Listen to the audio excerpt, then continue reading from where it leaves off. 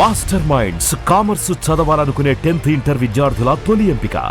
బాలసుబ్రహ్మణ్యం బాగా మొట్టమొదటి హిట్ అయిన పాట ఏంటంటే రావమ్మ మహాలక్ష్మి రావమ్మ నీ కోవెల ఈ ఇల్లు కొలువై ఉందువుగాని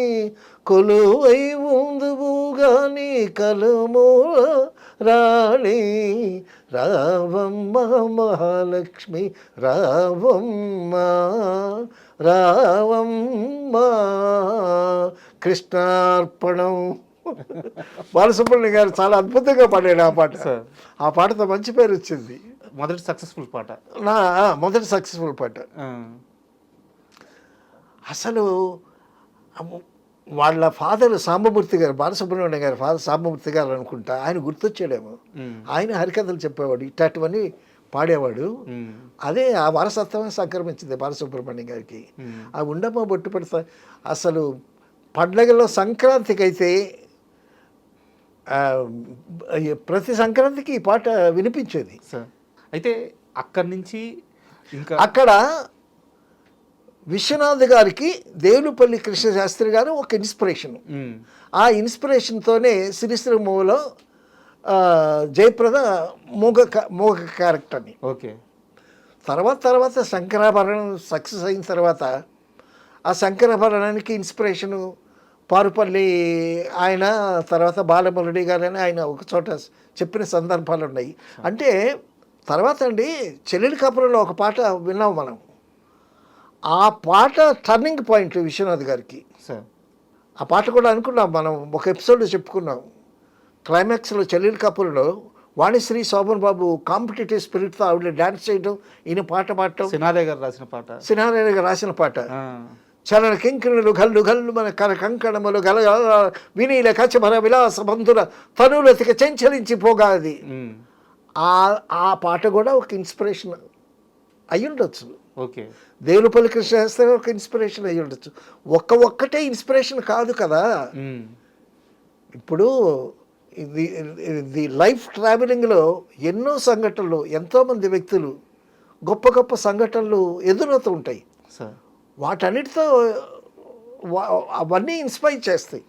అంటే నిజంగా కొన్ని పనులు జరిగేది మన మంచి కోసమే అని చెప్తుంటారు కదా. డెఫినెట్గా ఎన్టీఆర్ గారి దగ్గర, ఏఎన్ఆర్ గారి దగ్గర ఈయనకి ఆ డోర్స్ క్లోజ్ అవడం అనేది ఏదైతే జరిగిందో అది తెలుగు సినిమా మంచి కోసమే జరిగినట్టుంది. డెఫినెట్గా. ఎందుకంటే వాళ్ళిద్దరితో సినిమాలు చేస్తూ ఉంటే ఈ శంకరాభరణం సినిమాలే వస్తాయి. అవును, హీరో ఓరియంటెడ్ సినిమాలు వస్తాయి. ఒక శంకరాభరణం వస్తుందా, ఒక సాగర్ సంగమం, తర్వాత మళ్ళా సిరిశ్రమం అయిన తర్వాత ఏడిది నాగేశ్వరరావు గారు కాస్త పుంజుకొని నిర్మాతగా ఒక పాటనగా ఈయనకు ఒక మంచి పుష్ వచ్చింది.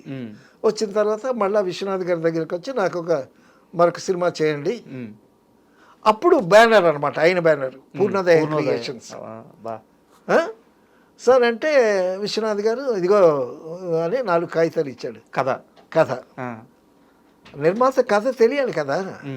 నాకేం చెప్పక్కర్లేదండి, మీరు నాకు సినిమా చేసి పెట్టండి అన్నాను. అనేసరికి సో చాలా ఏమంటాం, ఒక డివోషను, ఒక కమిట్మెంటు, ఒక అద్భుతమైనటువంటి మెంటల్ ప్రిపరేషన్స్తో ఎవడండి శంకరాభరణం కదా, ఆ జేవి సోమయాజులు ఆయన్ని చక్కగా మోల్డ్ చేసి శంకరాభరణం సినిమా చేసి, శంకరాభరణం రిలీజ్కి ముందు బిజినెస్ పీపుల్ కోసం 100 రోజులు 100 షోలు వేశారండి మెడ్రాస్లో. 100 షోలు వేశారు. ఎవరు కొనలేదు. అందరూ సినిమా చూడటం బాగుంది అది ఇది అనుకుంటున్నారు కానీ ఎవరు కొనట్లేదు. అప్పుడు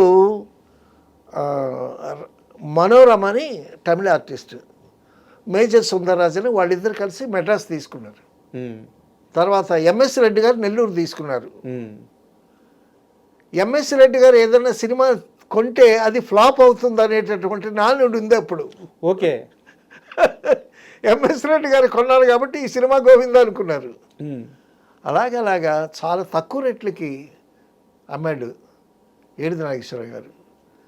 విజయవాడలో దుర్గా కళామందిర్ అనుకుంటా ఆ సినిమా కొద్దిగా పికప్ అవుతుంది. కొద్దిగా పికప్ అవుతుంటే ఏడిది నాగేశ్వరరావు గారిని ఈ సినిమా నేను కొంటానంటే చాలా తక్కువ రేటుకి ఇచ్చాడంట. ఆయన కోట్లు సంపాదించాడు ఆ సినిమా మీద.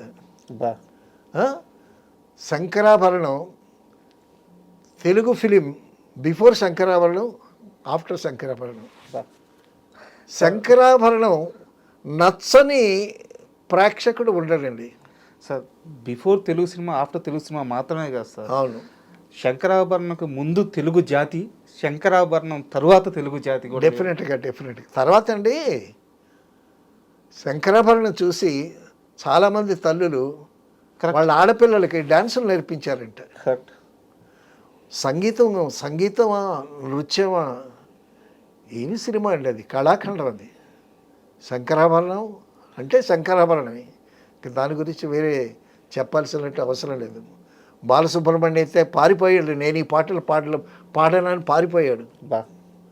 కేవి మహాదేవన్ గారు అసిస్టెంట్ పోహళింది వెళ్ళి లాక్కొచ్చి, నీ వాయిస్ ఆల్రెడీ పరిచయం అయింది జనాలకి, నువ్వే పాడతావు అది ఇదని చెప్పి ఆయనకి మారల్ బూస్టప్ ఇచ్చి పాడించారు. సో శంకరాభరణంలో ప్రతి అంశము అద్భుతమే.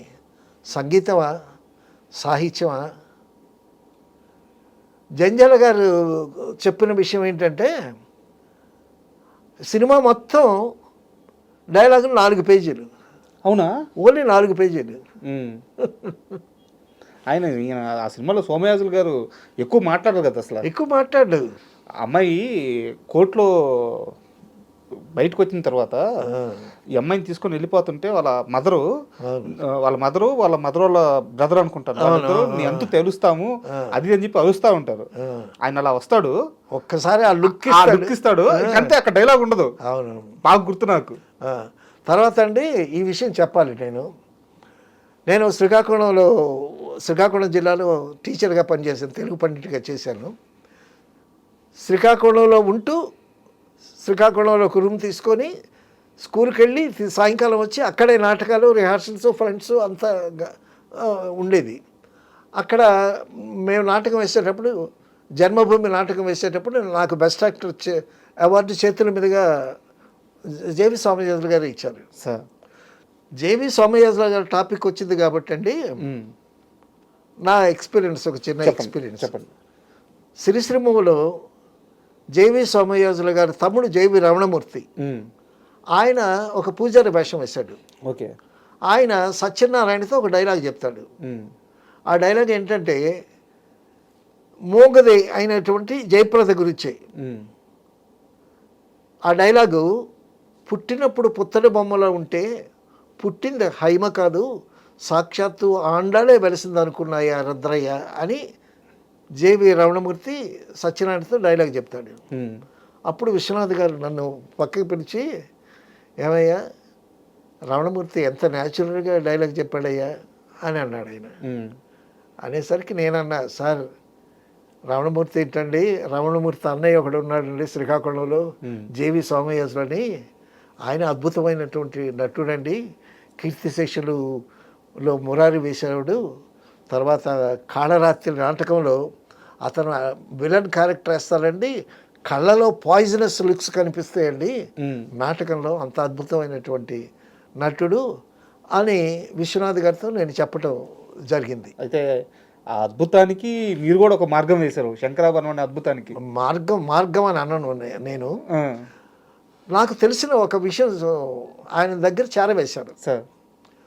సో అటువంటి గొప్ప స్టేజ్ మీద అద్భుతమైనటువంటి ఆర్టిస్ట్ జేవి సోమయాజులు, రావణమూర్తి, వాళ్ళు they are very famous for Kanyasulkam. కొన్ని వేల నాటకాలు ఆడి ఉంటారు కన్యాశుల్కం నాటకాల్లో.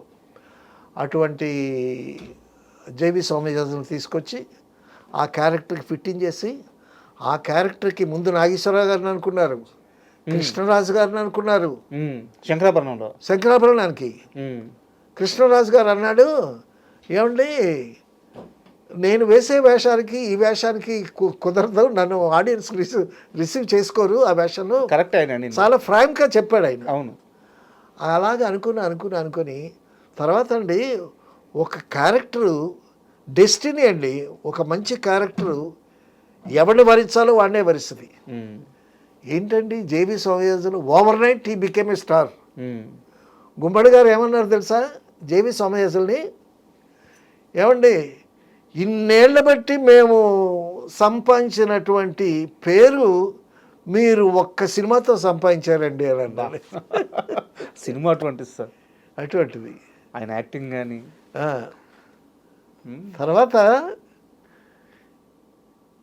వాళ్ళ ఇంట్లో జేవి సోమయాజులు గారు వాళ్ళ నలుగురు బ్రదర్స్ అండి. జేవి సోమయాజుల పెద్దాడు, రమణమూర్తి, శ్రీరామూర్తి, మరొక నలుగురు బ్రదర్స్. సో శంకరాభరణం రిలీజ్ అయిన తర్వాత ఇంట్లో డిస్కషను వాళ్ళ మదరు ఏమని రమణమూర్తితో, ఒరే రమణ ఈ సోమయాజులు నటించిందే ఉందిరా అందులో, ఇంట్లో ఎట్లా ఉంటాడో అట్లాగే సీరియస్గా ఉన్నాడు రా, అంతే కదా. అంటే ఆ క్యారెక్టర్కి ఆ వ్యక్తి తాలూకు నైజం కూడా పనిచేస్తుంది. పనిచేస్తుంది.